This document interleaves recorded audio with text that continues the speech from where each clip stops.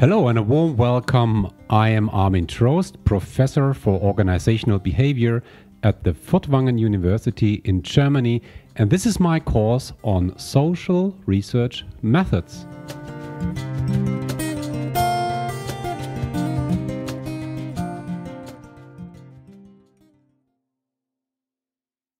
Okay, welcome back. Today we're going to talk about sampling. Sampling is another very important field in social research method. When we do a study, when we observe or we survey people, subjects, we almost never, or very rarely, we do a total sample, meaning we're asking all people. We very often pull a sample. So here are some fundamental terms that you need to understand. First, there is a population. That's an important term. Who is the population? The population is the group of subjects on which you want to generalize your outcome. So to give you an example, very often in psychology, we just do an experiment, let's say with 60 people, but at the end, we want to draw a conclusion about whom? About human beings. All that have ever existed, all that exist, and all that will ever exist. So the people, the human beings, that's in this case our population. Sometimes you want to predict how an election will, to what the results an election will lead. You want to predict the outcomes of a political election. Then the population is not the world, not all human beings, but maybe all those who are allowed to vote in a particular nation, right? Sometimes you want to say something about all the students in your university or all the citizens in your city. Then all the citizens in your city is the population, or all the students in your university is the population. So a very important question in your study is, who is your population? That's very important. Yeah, what is your population? I will come to this point in a minute. Okay, so now what we do is we pull a sample. We will not survey, we will not observe all the people. When we want to predict the outcome of an election, we will talk maybe to 1,000 or 10,000 people, and that's then our sample. And here we have the entities, the entities that really actually take part in our study. Then we do an estimation of the outcome based on the sample, and then we generalize for the entire population. That's an extremely smart idea. It's wonderful. Yeah? I mean, everything we know in social science, all the evidences that we have in social science, I would really say all, maybe not all, I mean 99.9% is based on samples. All. Yeah, so let's have it more specifically. I puzzled with how I can explain this to you, and what I did is I created an artificial population of 1,470 entities or units, and let's say these units, they can have different conditions. They could vary between 0 and 6. Okay, so and also. In my lectures, I show a picture of this population. You see these different entities with the different values, and the question is, what is the average? How many zeros do we have? How many ones, 2, 3, 4, 5, 6 do we have in this population? We want to describe this population with regards to these 0 to 6, right? So what I then do very often is I just go into this population, into this picture, and I just pull a few out of this, yeah, right? Just a few, maybe 20, just randomly, just take 20, and I know the real value, I know the results, I know this population exactly. That's the wonderful thing about this simulation. I know the truth, but now I do my estimation just based on the 20, and you see it here on this picture. This is just a random sample, and the outcome based on this sample is 2.8. I know the truth is 3.01, so there is an error of minus 0.21. Is that much? That's the sample error. The sample error is the error that you find between what you estimate and the truth. That's the sample error, right? The sampling error. Or I can also pull 50 people, which is more, and now, oh, the error gets even bigger. Probability is high that the error gets smaller. Or I can take a random sample of 200 out of 1,470, and now I have a sampling error of just close to zero. You see, also in this picture with a distribution, you see I come damn close to reality. It's amazing, right? So it's just an example. Yeah? And as you will see, the bigger the sample, the smaller is the sampling error. But you really can draw a conclusion about the entire population just based on a sample. Right? It's wonderful. Yeah? So the question really is, as I already pointed out, in your study, who is your population and who are your entities? Who is your population? On whom do you want to generalize? In the end, who is that? Is it all human beings, all women, all countries, all students? What is it? All Germans, all universities, all car drivers? Who is it? So and at the end, the sample you take must be representative to your population. It's the idea, yeah. But who are your entities? Who are your entities? So in the last episode, we were talking about the gender equality paradox, you might remember, and here the entities were not people, the entities were countries, right? So sometimes the entities are companies, sometimes the entities are cities, sometimes the entities are universities. Who are the entities? So the real subjects in your study. So both things have to be clear, the population and the entities. Individuals, groups, companies, countries, economies, rats, dogs, or whatever. Be clear about this. Yeah? And every single identity must be identifiable. What does that mean? You must know who takes part in your study. When you do a study in the field, by the way, that's very often not so clear. Because you might observe people in the street. You might observe people in a restaurant. You might observe people in a supermarket. Okay, so you might observe some people and look at their behavior. Okay, and what is with all the others? Don't they take part in your study? No, really not. So okay, who takes part in your study? So for instance, you might generate a situation in a supermarket, right? And then you look, okay, who will? Let's just pull an idea from the air. You create a situation where somebody needs help, let's say, okay, and then you want to see how many people will help. Is it the older people, the younger people? Maybe that's a stupid idea, but that's for the sake of explanation. That's okay. So you want to see how many people will help. Okay, so who are your entities? It's tricky. Those who do not help, are they also part of your sample or not? It's difficult. Okay, just as a side comment here. Okay, so that's enough for the moment. You understood population, entity, population, sample, generalization. So that's the idea. Okay, so now we come to the question, how can you create a sample? And just walk through different methods real quick. Just to get a feeling about the differences of techniques that exist. And the best technique for random sample is what we name the simple random sample.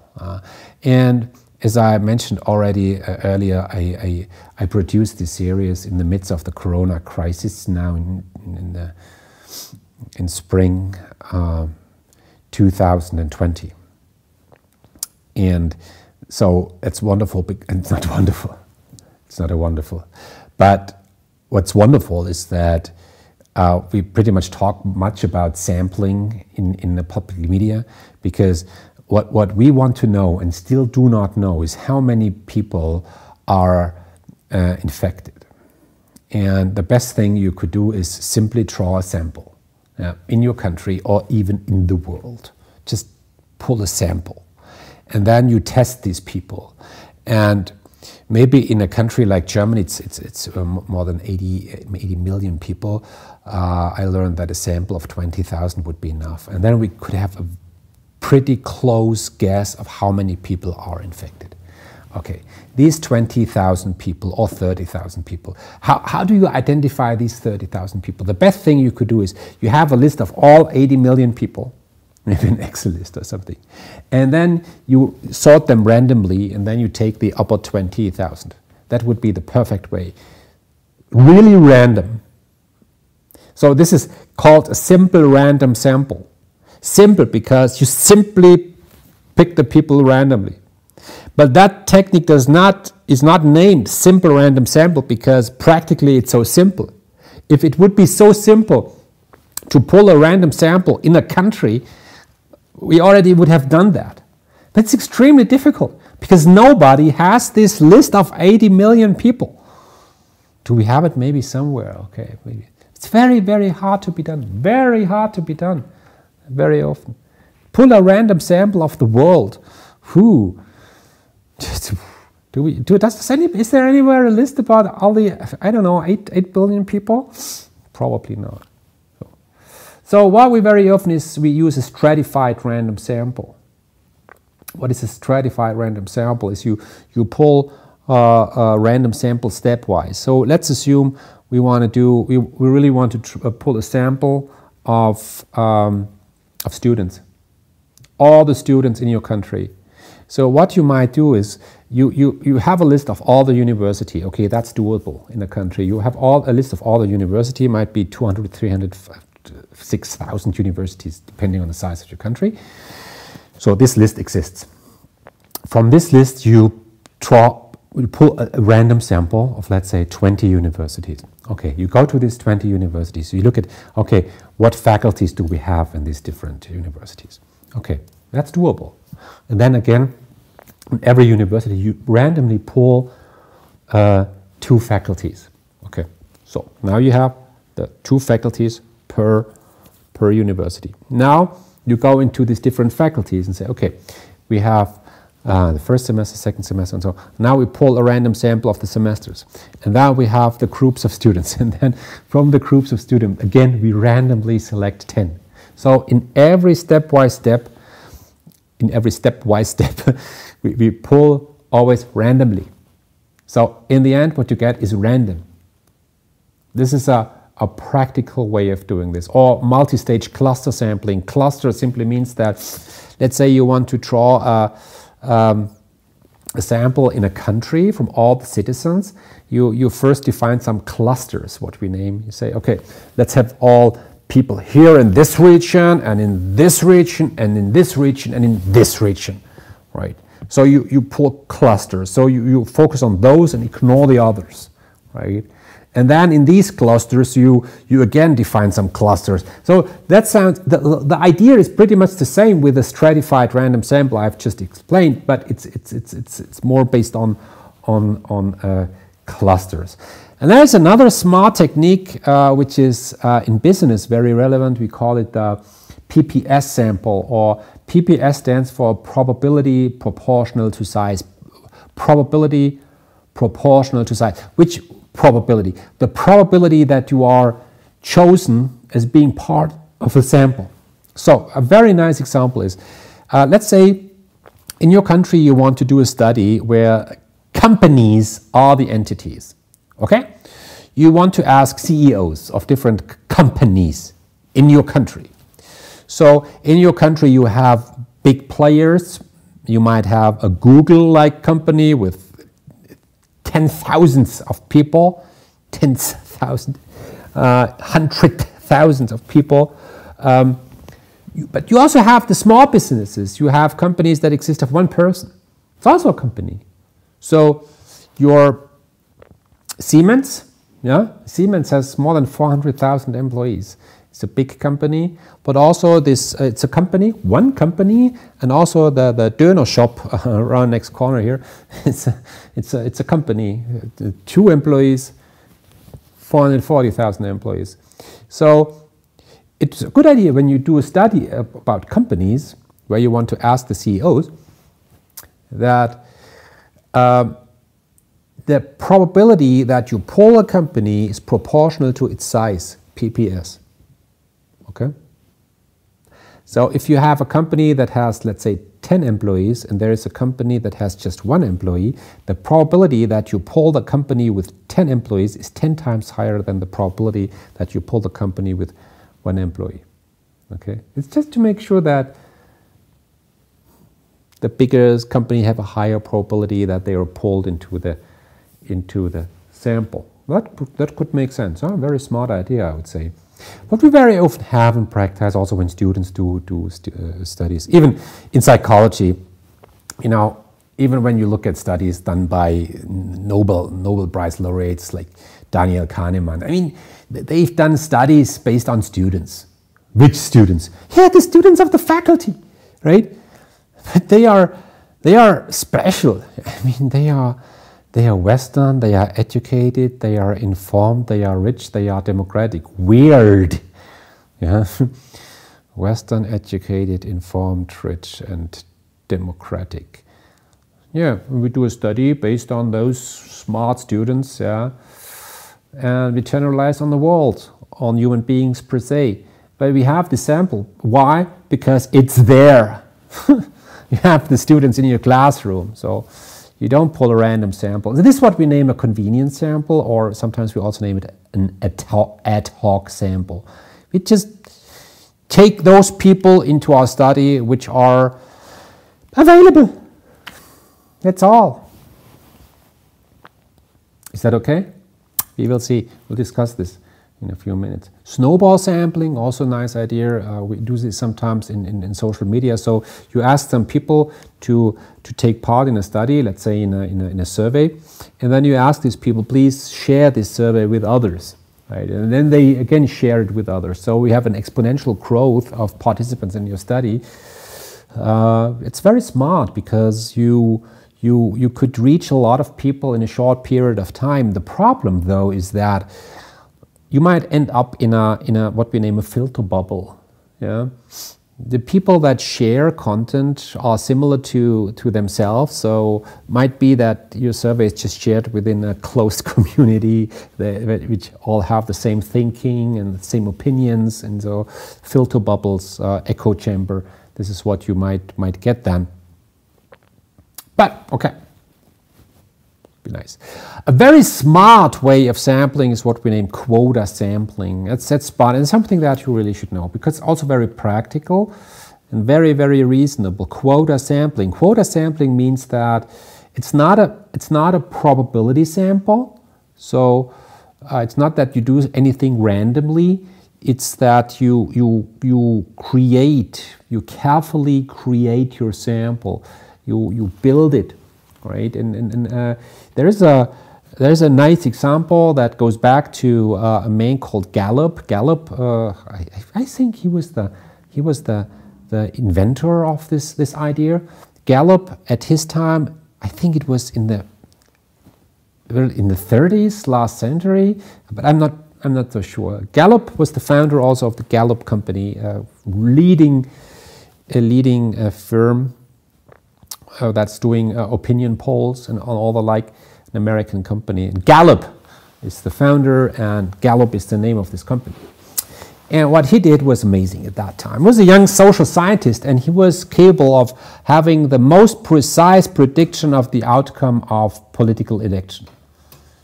And everybody was surprised. How did he do this, right? And what he did was he did quota sampling. What is that? Quota sampling is, and I'd like to explain it based on an example.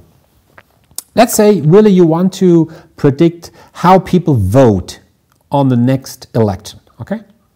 This is what you want to predict. So the first thing before you create your sample is you make up your mind and you just theoretically think, okay, what determines voting? What are maybe demographic factors that somehow affect whether in the states you vote for the Democrats or the Republicans. Okay? And when you think about this, I mean, you come to very simple conclusions in a minute. You know that the age has an effect. Yeah, younger people vote differently than older people. You know that gender has an effect. Yeah, women have different political preferences than men to a certain extent. So social status, of course. I mean, the rich vote differently than the poor. Or the family status. If you are a single, you might have different political preferences than when you feed a family of 6. You know. Also the region. I mean, do you live near the coasts, yeah, west, east, or are you somewhere in the center? So we know this. We know this.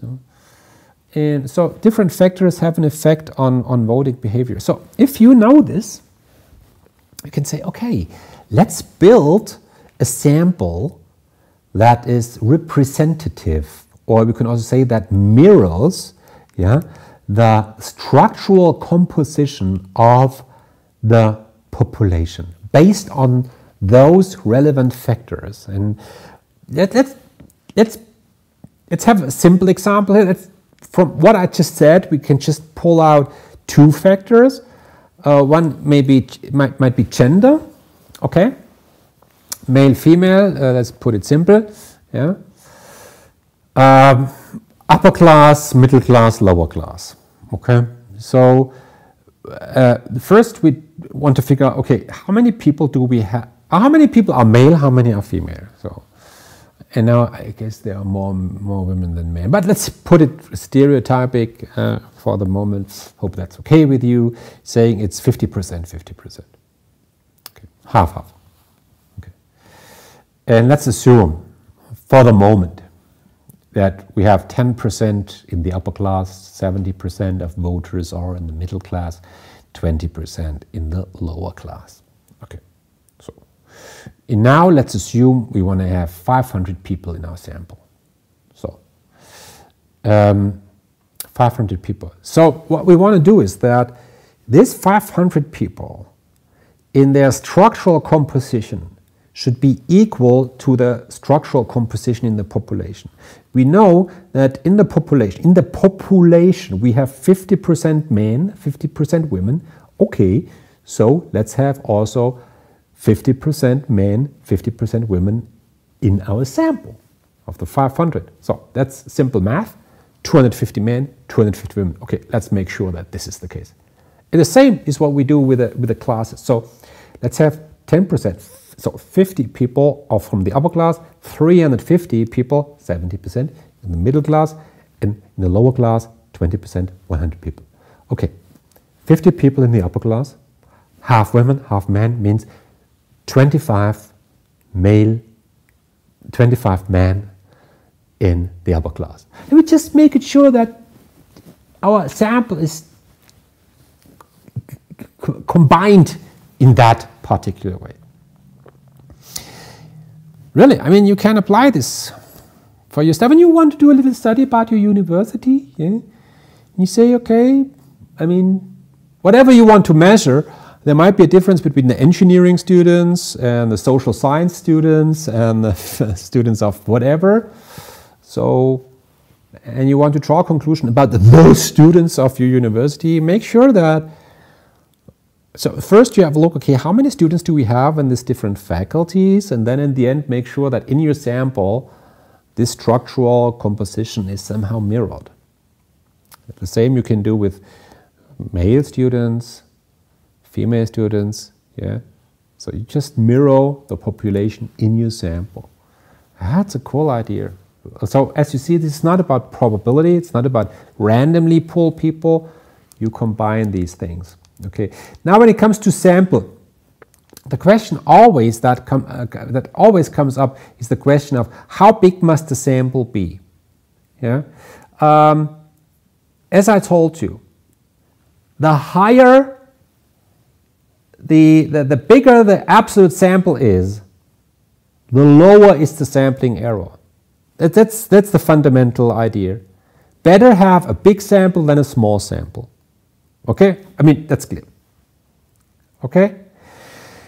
But that's not the only thing.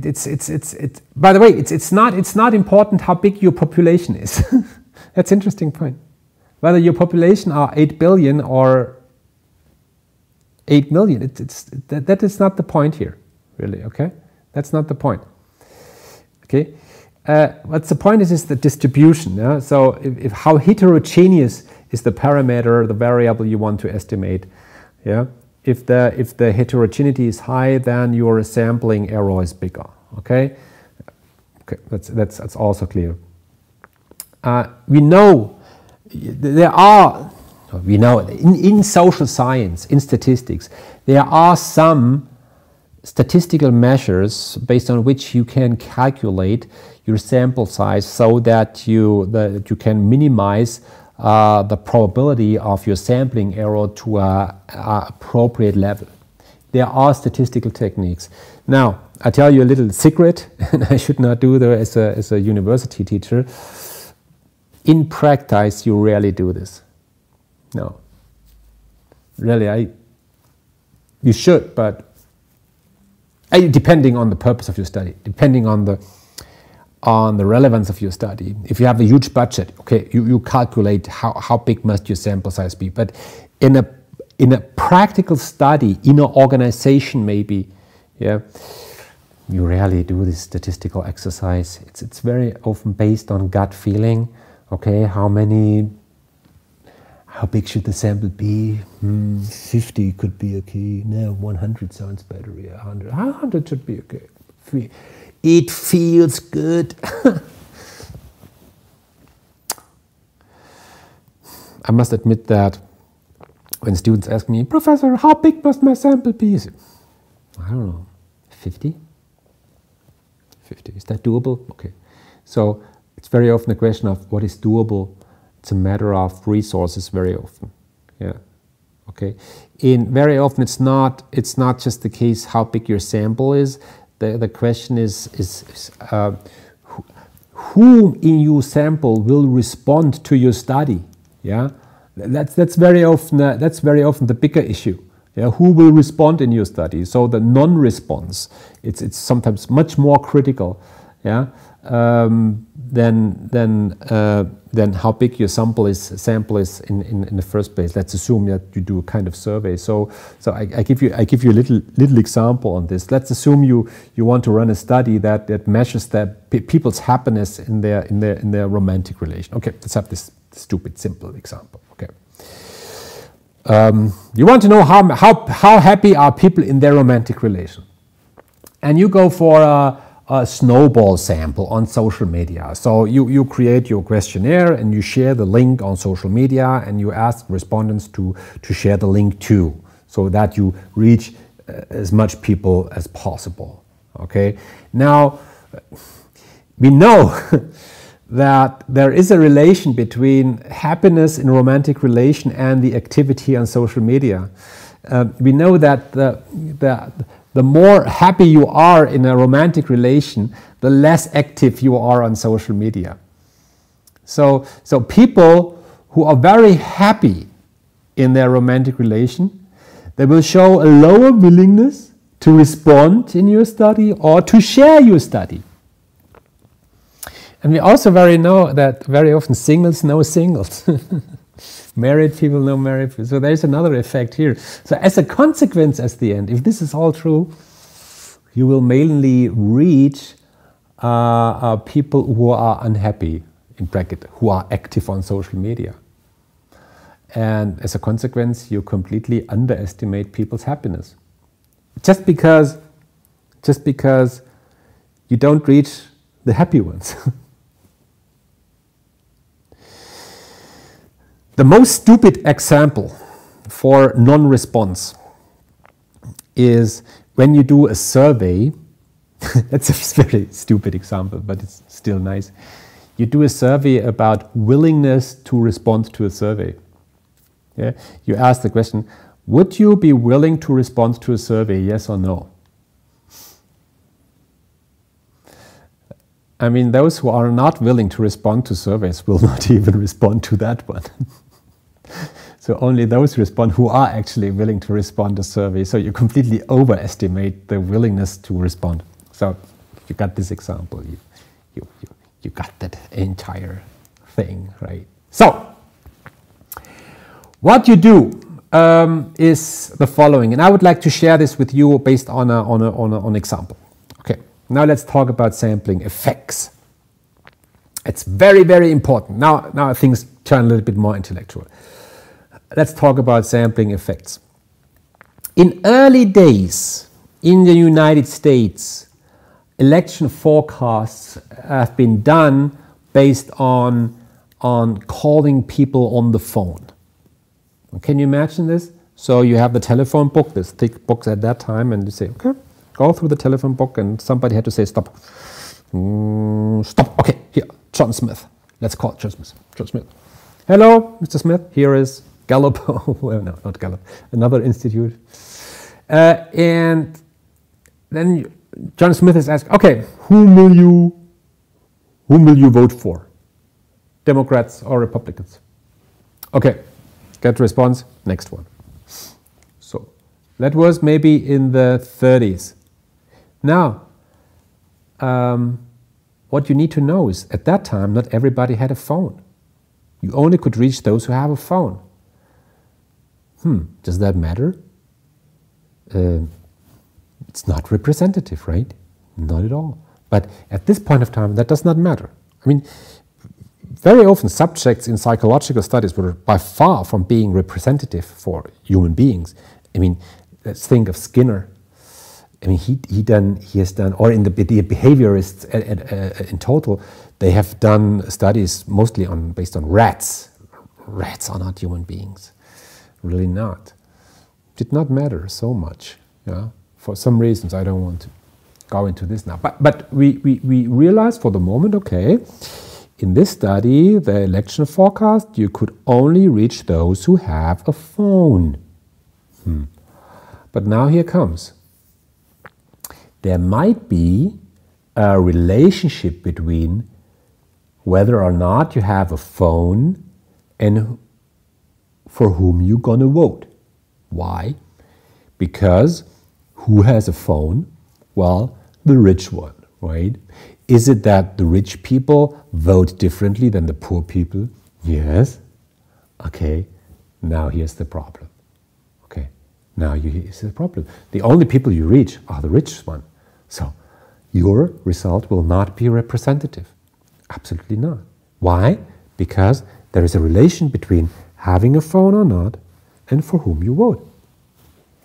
That's the whole idea. Yeah? We know that those people in the middle or upper class rather tend to vote for the Democrats, as far as I can tell. So the results for Democrats will be overestimated. Okay. So what you actually are doing, and I would like to close with this. Sorry, now the most important term and the most important idea really comes at the end of this episode is whatever you measure, you look at your sample and you ask yourself the question, is that sample representative compared to the population? Let's think of this example we just had. No, they are not. We only have those who have a phone.